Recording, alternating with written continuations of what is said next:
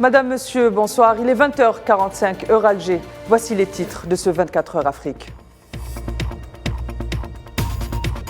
Brahim Ghali, reconduit à la tête du Front Polisario pour un deuxième mandat, après le vote de confiance des délégués réunis à l'occasion du 16e congrès du Front Polisario. Ce congrès qualifié déjà de leçon démocratique.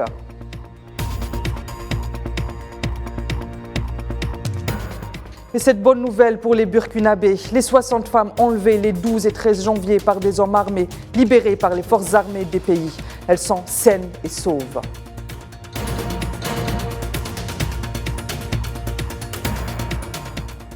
Et enfin, Gamal Abina sera l'invité de ce 24 heures Afrique pour un éclairage quant au voyage officiel de la secrétaire d'État au Trésor américaine en Afrique pour une durée de 11 jours.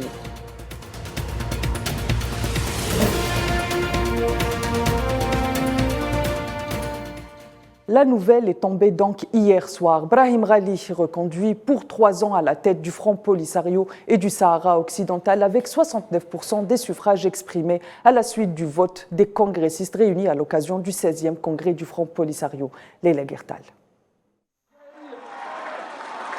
Brahim Ghali réélu haut la main au secrétariat général du Front Polisario. Cette élection consacre le choix du peuple sahraoui sur la personne de Ghali en renouvelant leur confiance. Les membres du bureau du Front Polisario et les Sahraouis envoient un message très clair aux détracteurs de la cause sahraoui. Des détracteurs qui n'ont eu de cesse de vouloir saborder les efforts des Sahraouis à décider de leur propre destin. La commission électorale du 16e congrès du Front Polisario qui s'est tenue dans les camps des réfugiés de Dakhla avait annoncé jeudi au soir la candidature de 2 candidats au poste de secrétaire général du Front populaire de la libération de la Saqia al-Hamra et de Wad al-Dahab.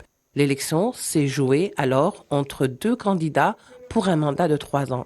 Il s'agit bien sûr du secrétaire général sortant et actuel président de la République arabe sahraoui démocratique, la RASD, Ibrahim Ghali, et Bachir Mustafa Saïd, membre du secrétariat national du Front Polisario. Le 16e congrès du Front Polisario placé sous le slogan « Intensifier la lutte pour chasser l'occupant et parachever la souveraineté » et après de longues consultations et des prolongations des travaux a fini par trancher. Brahim Ghali, le candidat sortant, est désormais le secrétaire général du Front Polisario.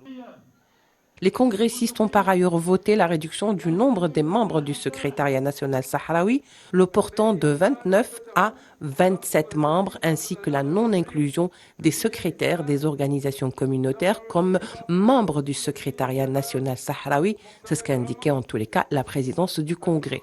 Brahim Ghali a obtenu 1253 voix, soit 69% des voix exprimées, et 1870 voix sur les 2097 votants, contre seulement 563 voix pour Bachir Mustafa Saïd, soit 31% des voix exprimées.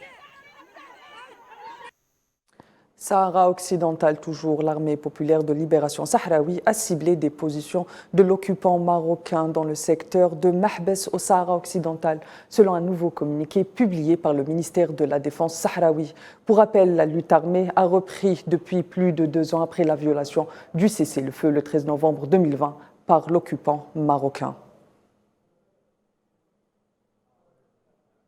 Zoom à présent sur le progrès de l'Algérie en matière de sécurité alimentaire. Il lui valent une place de choix dans le rapport publié par le Forum économique de Davos. Grâce aux efforts consentis par l'Algérie afin de renforcer l'écosystème de la production agricole et agroalimentaire locale, le pays est considéré comme un leader en matière de sécurité alimentaire au niveau mondial. Souhila Akilal.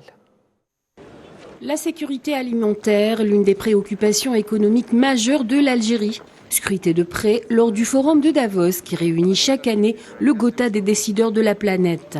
Et le moins que l'on puisse dire, c'est que l'expérience algérienne à travers les progrès enregistrés ces dernières années en la matière ne laisse pas le forum économique indifférent. Davos applaudit. Dans son dernier rapport, Davos classe l'Algérie parmi les pays leaders dans le monde en matière de sécurité alimentaire à travers sa production nationale. C'est ce qu'a affirmé le ministre algérien de l'Agriculture et du Développement rural, Mohamed Hani. L'Algérie, pays modèle, apparaît ainsi au 4e rang des pays arabes en la matière et au 43e rang mondial parmi les pays qui assurent l'alimentation de leur population. Des résultats très encourageants, d'autant plus que le contexte géopolitique international relatif au conflit militaire en Ukraine impacte grandement le secteur de l'agriculture et de l'industrie alimentaire de manière globale. La feuille de route du gouvernement algérien en matière de production alimentaire se base en grande partie sur le renforcement des filières stratégiques, notamment celle des céréales, afin de réduire drastiquement la facture des importations. Le pays mise notamment sur un créneau efficace, celui de l'agriculture saharienne, pour lequel il a déployé un programme ambitieux en vue d'encourager les investisseurs à lancer de nouveaux projets de culture touchant les produits stratégiques, à l'image du blé, du colza ou encore la betterave sucrière. Créé récemment, l'Office de développement de l'agriculture industrielle en terre saharienne vient déjà de libérer une superficie estimée à 233 000 hectares au profit de 210 investisseurs.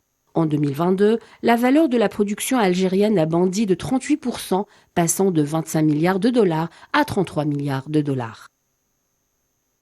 De son côté, le ministre algérien du Commerce, Kamel Rzig, a coprésidé ce samedi à Nouakchott avec le ministre mauritanien du Commerce l'ouverture du Forum économique algéro-mauritanien. Le forum est organisé en marge de la foire de la production algérienne qui se tient à Nouakchott du 19 au 24 janvier. Une foire qui se veut un moteur des relations bilatérales et des échanges commerciaux entre les deux pays.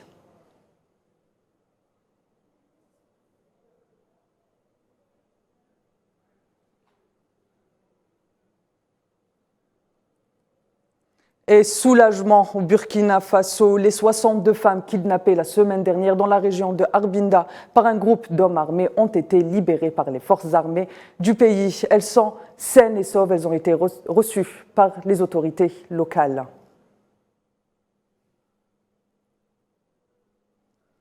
Je vous le disais en titre, Janet Yellen, secrétaire d'État américaine au Trésor, et en Afrique pour une tournée de 11 jours, une tournée dont le timing a surpris plus d'un. Pour en parler, j'ai le plaisir d'être accompagné ce soir par Gamal Abina, expert des relations internationales. Gamal Abina, bonsoir. Bonsoir. Alors, Gamal Abina, ma question concernant cette visite. Alors, comment est-ce qu'aujourd'hui l'Afrique peut-elle, par sa place géostratégique importante, par ses ressources ou encore ses richesses en tout genre, faire en sorte que ces relations soient d'égal à égal avec les grandes puissances qui ont déjà engagé la guerre d'influence entre elles pour une hégémonie en Afrique? Alors, comment l'Afrique pourrait se positionner par rapport aux grandes puissances? Simplement, c'est que le rapport en Afrique est très disproportionné. Il faut juste donner des données économiques très basiques, à savoir que le PIB total de l'Afrique, Algérie, Maroc, Tunisie, Maghreb en général, Afrique du Sud et Nigeria inclus, est à 2800 milliards de dollars. Donc c'est un PIB marginal qui est quasiment équivalent à celui de la France, moins important que l'Allemagne de 1000 milliards. Ça vous donne à peu près le gabarit d'Afrique en termes économiques par rapport à ceux du monde. Mais de l'autre côté, l'Afrique recèle énormément de richesses évidemment non exploitées ou sous-exploitées, énormément de ressources, qu'elles soient au niveau de la superficie, qu'elles soient des ressources humaines, puisque c'est un pays très jeune, c'est un continent très jeune, et surtout l'Afrique a la possibilité aujourd'hui, avec la bascule de ce conflit ukrainien qui a divisé à nouveau le monde entre l'Est et l'Ouest, donc l'Occident d'un côté, et puis l'Orient, on va dire la Russie orientale, l'Asie en général, la Chine, l'Inde, enfin tous les pays qui sont plutôt sur le bloc Est aujourd'hui, et bien l'Afrique a le choix de pouvoir discuter avec deux partenaires différents. Les anciennes puissances coloniales qui avaient un rapport assez néocolonialiste malheureusement avec l'Afrique, et les nouvelles puissances émergentes, du BRICS en particulier, qui donnent un poids de négociation et de rapport de force favorables aux Africains aujourd'hui. Très bien, merci Monsieur Abina. Je rappelle que vous êtes en direct avec nous depuis Paris et vous êtes expert des relations internationales. Mesdames, Messieurs, c'est la fin de ce 24 heures Afrique. Demain, vous retrouverez Karim Bouaziz pour votre rendez-vous avec l'actualité africaine. Quant à moi, je vous donne rendez-vous ce soir pour Cap sur l'Afrique, votre rendez-vous hebdomadaire avec les questions africaines. Excellente soirée sur Al24 News.